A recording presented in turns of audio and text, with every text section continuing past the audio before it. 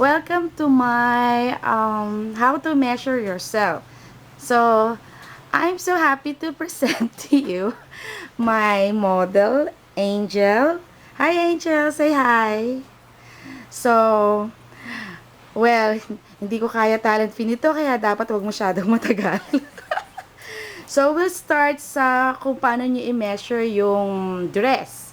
So, nag-iisa kayo, and then, o-order kayo sa akin. And then, you'll think na hindi nyo kayang sukatin yung sarili nyo. Okay, let's start sa shoulder. Angel, put the measuring tape sa back of your shoulder. No, sa back. Okay, make sure na yung hawak mo 1, nag-start sa 1. And then, measure it from bone to bone. So, pwede mong makita, like, tinan mo yung hati ng t-shirt mo. Di ba yung hati ng t-shirt mo? The one is not right. Yan, make it, yung pinakadulo, okay, yan, dyan. Yan, and then, yung dulo din ng shirt, yan, pwede nating pagbasihan, like i-base yung, halimbawa, body fit yung suot nyo, basta tayo lang ng diretso, huwag kakalimutan. Tapos parang kung bone to bone, pwedeng ganyan din ang alignment na mangyayari. Basta, tignan mo lang, so how is it? Ilan? 14 inches. 14. So kasi ako, usually, I want yung flat measurement para makita ko kung how's really your body shape, para hindi na ako mag-allowance pa but basta gusto ko flat measurement, okay? So yan, so 14 daw. So kukunin naman niya ngayon yung kanyang armhole. Yung armhole, put it around your armpit, then going to your shoulder, and then back to the underarm. Parang, how do you say that? Ayan. Basta yan. Should be like this. Naka ano siya sa shoulder, and then ganyan.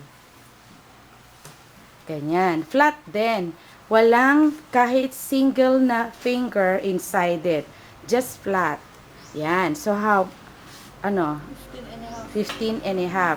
That's what you call yung armhole natin.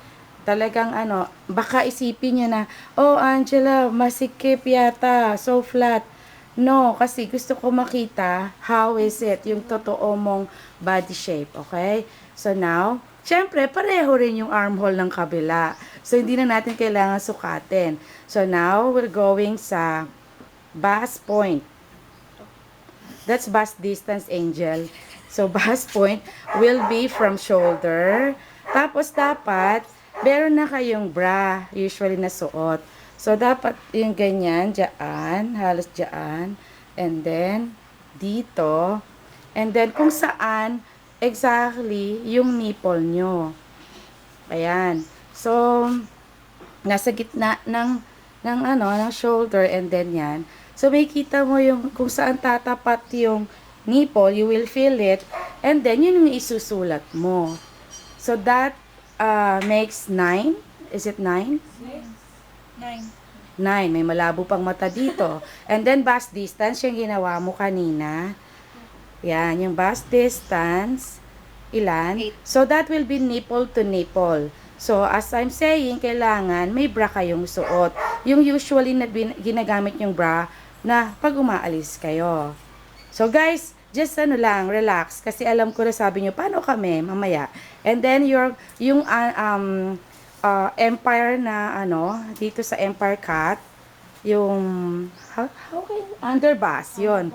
Diyos ko, tama ba? Nakakalimutan ko rin. Just underneath your bust, and then, ayan, medyo wag pipilitin yung sarili, just relax, ganyan, wag yuyuko, and then, ayan, ilan po? 30. Sexy siya eh. And then, go down para sa waistline. Yan, yung waistline, ayan, usually parang mula yan parang around sa navel area. Pero, minsan kasi may mga taong parang, mahirap i-distinguish kung saan yung waistline nila eh. parang minsan you have to see it for yourself. Pero parang ano na rin, just around the navel area. So, ayan. So, how 29. so, 29. Wow. Wish. And then yung first hips mo, just parang an inch or two sa ano mo, just below your waistline. So, your hips, baba konti.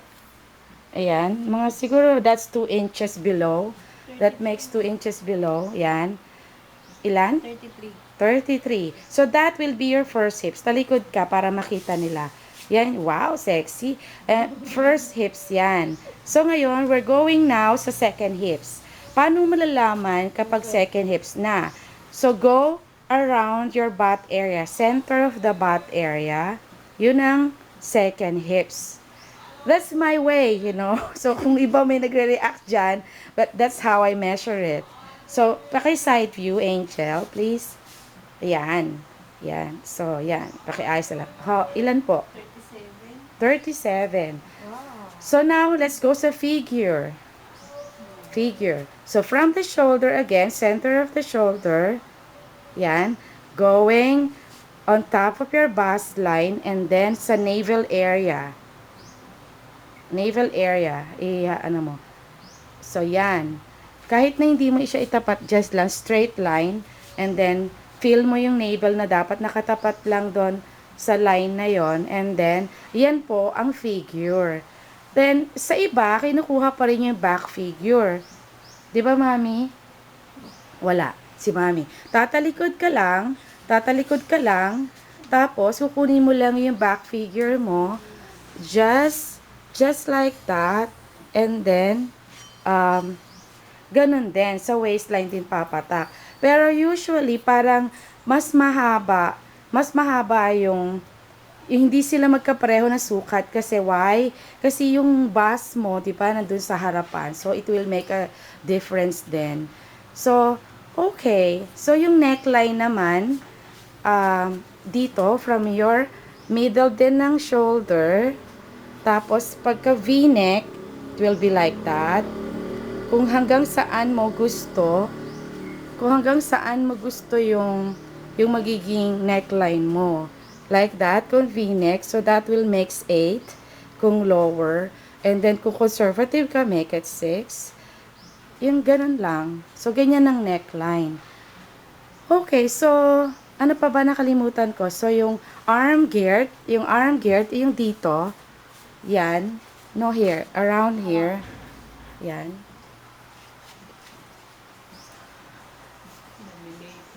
Okay. Yan yung arm girth, yan. Yan, aanihin mo lang yung ano mo. Yung arm girth mo, titignan mo lang, pa-flat mo lang around it, tapos, isusulat mo na kung ilan nakuha mo. Pagka yan ng, sa short sleeves. Tapos, kapag yung length naman, ng dress, doon sa shoulder, sa center ulit, going to sa bust, and then, kung hanggang saan mo gusto. Huwag kayo yuko, just let the measurement flow, and hanggang doon na yung length mo.